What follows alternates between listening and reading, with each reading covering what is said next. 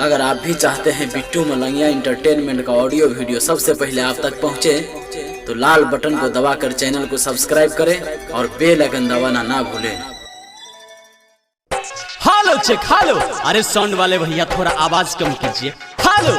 जी हाँ, सभी मधुबनी और दरभंगा के कांवरिया से आग्रह है कि धीरे धीरे कान्हे पर कामर लेके आराम से लटकते झटकते हुए बोल बम का नारा लगाते हुए आगे बढ़ना है, ठीक है। घर छै हमारा जिला मधुबनी, नहीं छै हमरा में कुछो कमी।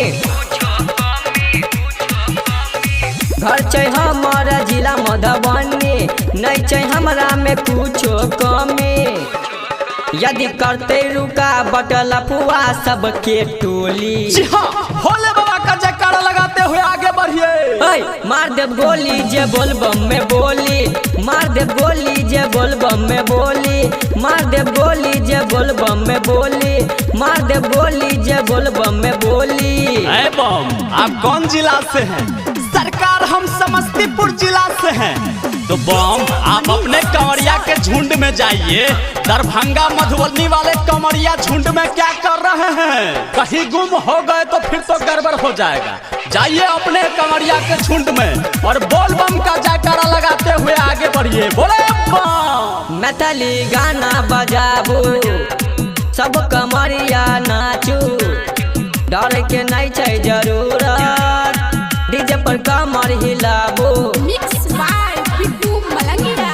मैथिली गाना बजाबू, सब कमरिया नाचू, डर के नहीं छै जरूरत, डीजे पर कमर हिलाबू।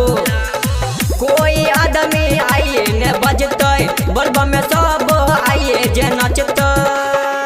जाई नगर में नचली नाचैले चलू ओइ टोली। बोले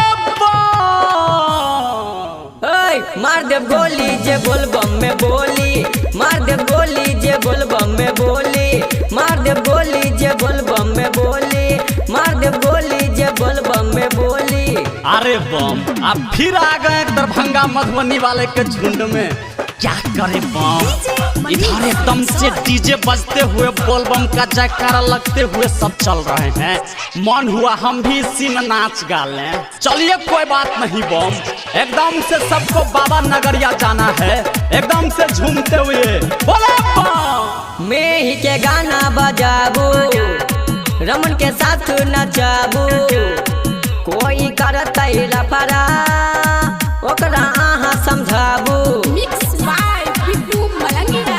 मैं ही के गाना बजाबू, रमन के साथ नचाबू, कोई करतै लफड़ा ओकरा अहाँ समझाबू। बिट्टू मलंगिया जेपी बिहारी, बोलबम में रहतै सबसे आगारी। पीके गांजा भांग देव घर में डोली। आए बम, एक चिलम इधर भी दीजिए। मार देव गोली जे बोल बम में बोली, मार देव गोली जे बोल